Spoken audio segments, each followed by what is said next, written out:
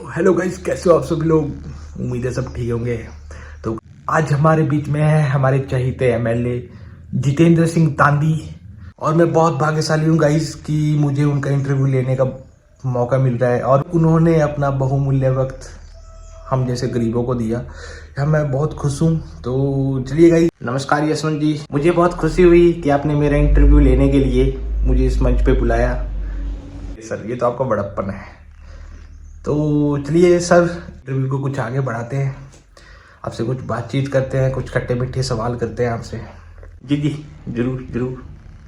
तो सर, मेरा पहला प्रश्न ये है, जैसे हमारी युवा है वो आपसे बहुत प्रेरित होती है, तो सर आप हमारी युवा को क्या संदेश देना चाहेंगे। आजकल की हमारी युवा पीढ़ी बहुत भटक चुकी है, तो मैं उनको एक ही संदेश देना चाहूँगा कि वो एक संगठन में रहें, एक परिवार की तरह रहें, ताकि कल किसी पे भी कोई समस्या आती है तो वो मिल बांट के उस समस्या का निवारण करें। अभी मैं आपको एक किस्सा सुनाता हूँ। मैं एक दिन किसी काम के लिए अपने ऑफिस जा रहा था, तो दो युवा वहाँ पे लड़ रहे थे, बहुत गाली गलौज कर रहे थे। जब हम एक ही देश के हैं, एक ही शहर के हैं, तो हम लड़े क्यों। अगर आपको लड़ने का शौक है ही तो आप बॉर्डर पे जाइए, वहां पे क्यों नहीं लड़ते। मैं युवाओं को एक और संदेश देना चाहता हूँ कि आप गाली गलौज मत करें। अगर आप गाली गलौज करेंगे तो आपका चरित्र छलक के बाहर आता है। जैसे आप मुझे ले लीजिए, मैंने जो अपनी चरित्र की जो छवि है ना, वो बहुत अच्छी बनाई हुई है, उसको बहुत अच्छी दिशा दी हुई है। मुझे मुझे चाहे कितना भी गुस्सा आ जाए, कितना भी गुस्सा आ जाए, मैं उस गुस्से को ना गाली के रूप में बाहर नहीं निकालता, मैं उसको अंदर ही अंदर दबा लेता हूँ। वाह, फोन फोन आ रहा है, थोड़ा नहीं कट कर देता हूँ कि मैं फोन आ रहा है, कुछ नहीं, इमरजेंसी नहीं है, मैं कट कर देता हूँ। तो जैसे कि मैं कह रहा था अपने युवाओं को, तो सॉरी, अबे मादर चौथ इंटरव्यू दे रहा हूँ बे, गांड मार ले मेरी फोन कर करके।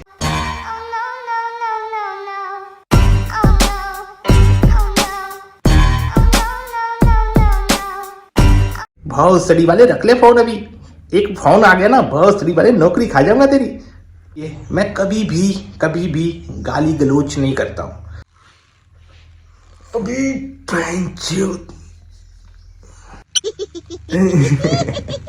ये ऑफिस वाले भी फोन कर करके परेशान करते हैं मुझे, तो काट दो इसको, काट दो, गाली वाला पार्ट काट दो।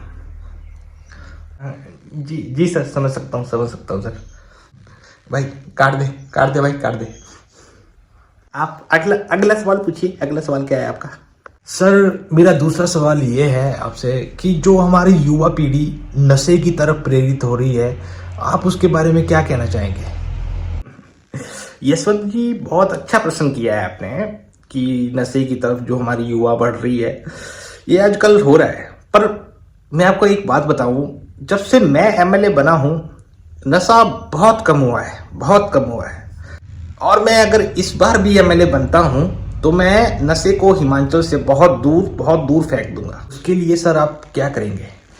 तो जैसा यशवंत जी आपने कहा कि आप क्या करेंगे, मैं जितने भी हिमाचल के जो ठेके हैं वो बंद करा दूंगा। और जैसे होता है कि हिमाचल में बहुत चल रहा है भंग चिट्टा, मैं उसकी सप्लाई अभी बंद करा दूंगा। अगर किसी के पास मिलता भी है, मैं उसको उम्र कैद करा दूंगा। तो जैसे पहले होता था यशवंत जी कि पुलिस को किसी युवाओं के पास अगर चिट्टा या भंग मिल गई तो वो वहीं पे उससे 10-15 हजार लेते थे और मामला सुलटा देते थे। उनको हमारे युवाओं की कुछ पड़ी ही नहीं है। वाह, क्या क्या क्या उच्च विचार है सर आपके, बहुत बहुत ही ज्यादा उच्च विचार है आपके। तो मेरे राज्य में ऐसा नहीं होगा। मेरे राज्य में मैं जिसके पास भी चिट्टा या भंग या कोई शराब की बोतल भी मिली, उसको सीधा उम्र कैद कराऊंगा। मेरा यही नारा है। सर, बहुत अच्छी सोच है सर आपकी।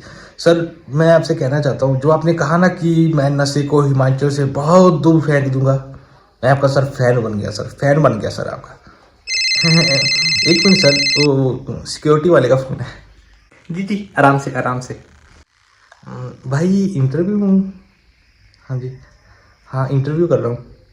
हाँ जी, अच्छा, इम्पोर्टेंट है। हाँ जी जी, मैं सर से पूछ लेता हूँ। सर वो आपका पीए आया है, वो बोल रहे कि बहुत ज़रूरी काम था आपसे, मैं भेज दूँ? जी बुला लीजिए, बुला लीजिए। हाँ जी रविकांत जी, बोलिए क्या काम है। नमस्ते नमस्ते नमस्ते सर, नमस्ते नमस्ते नमस्ते भाई, नमस्ते। साहब जी वो थोड़ा इम्पोर्टेंट काम था। वो साहब जी, आपकी जो रैली में 200 नौजवान आए थे ना, वो मंडी में जो आपके अंदर ठेका आता है ना साहब जी, तो उसमें से कितनी बोतलें भिजवानी है सर? मैं बहुत सड़ी वाले, सारी की सारी पोले खोल दे यहाँ पे, जितने भी मैंने कर्म कांड किए ना सारे के सारे बता दे, बहुत सड़ी वाले कैमरे वाले के साथ। कहाँ बैठा हूँ, किसके साथ बैठा हूँ, कैमरा ऑन है नहीं है, भोसड़ी को कुछ फर्क नहीं पड़ता, आ जाते मेरी पोले खोलने के लिए यहाँ पे। मारे चो, तेरी तो नौकरी खा लूंगा अब भी। वो साहब जी एक और बात थी, इतना रायता था तूने यहाँ पे फैला दिया, अब तुझे बोलना क्या है बे? वो आपका भांजा ना चिट्टे के केस पे फंस गया, पुलिस उठा के लेगी। नशे को हिमाचल से बहुत दूर फेंक दिया। कहाँ पे? वो रत्ती के थाने में, रत्ती के थाने में सर। इधर आ, इधर आ। जी सर, जी सर। एक मिनट। बहुत सड़ी वाले, पुलिस को 10,000 दे और निकाल उसको यहाँ से। हो जाए। किसी के पास मिलता भी है, अगर किसी के पास मिलता भी है, मैं उसको उम्र कैद करा दूंगा। काट दो इसको, काट दो। ठीक। सर अगला प्रश्न मेरा ये है आपसे। सर हमारे देश की तरह हमारे रोडों की हालत भी बहुत खराब हो चुकी है। सर मैंने महीने पहले बाइक ली थी, तो आज मेरी बाइक का एक पुर्जा जवाब दे चुका है। तो सर मेरा एक और प्रश्न है कि सर जब इलेक्शन आते हैं तो तभी आप रोडों का काम क्यों कराते हो? सर आप पहले से ही अगर सभी चीज़ों पे ध्यान दें तो सर हमारा देश तरक्की करेगा, चाहे उसको थोड़ा टाइम लगेगा पर तरक्की करेगा। सर हम आपको वोट दे देते हैं तो सर आप मिस्टर इंडिया की तरह गायब हो जाते हो। अब सर सीएम साहब है हमारे जयराम ठाकुर, सर वो जब भी उनको कहीं पे जाना होता है तो बाई एयर जाते हैं। बाई रोड आओ ना सर, तभी तो उनको रोडों का पता लगेगा कि आम आदमी कितना सरवाइव कर रहा है। हम हर बार सोचते हैं कि हमारा नेता, हमारा सीएम महंगाई घटाएगा, बट सर ऐसा नहीं होता। हर बार महंगाई बढ़ी है सर, हर बार महंगाई बढ़ी है। सर हमारे एक वोट ने आपको जिताया है, हमारे भरोसे ने आपको जिताया है, तो सर आपका ये फर्ज नहीं बनता कि हम जनता के बीच जाके जनता का दुख दर्द समझे? अब सर आप जनता के बीच आओगे तो भी तो सर जनता को जान पाओगे। अब सर पेट्रोल ले लीजिए।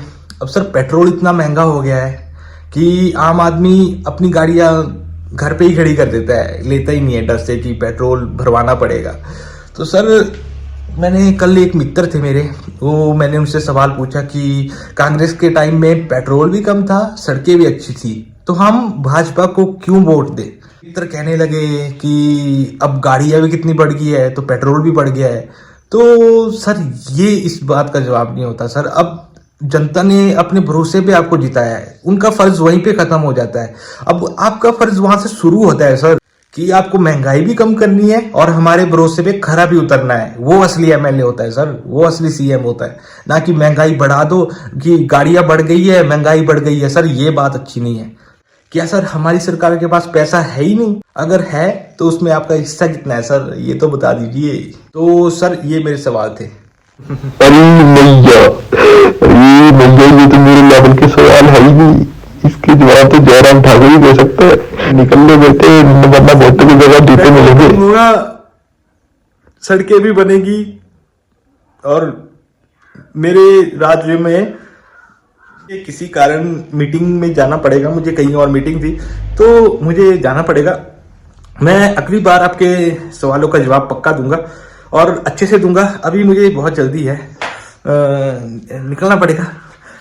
ठीक है। बहुत सड़ी के पीए निकल ले। सर कहाँ जा रहे हो सर? अरे सर मुझे अभी अपने जवाब नहीं मिले सर। तो देखा गाइस आपने, अच्छा नेता चुनना, अच्छी सरकार चुनना ये हमारा हक होता है, आपका ये हक कोई नहीं छीन सकता है। तो हिंद, जय हिमाचल।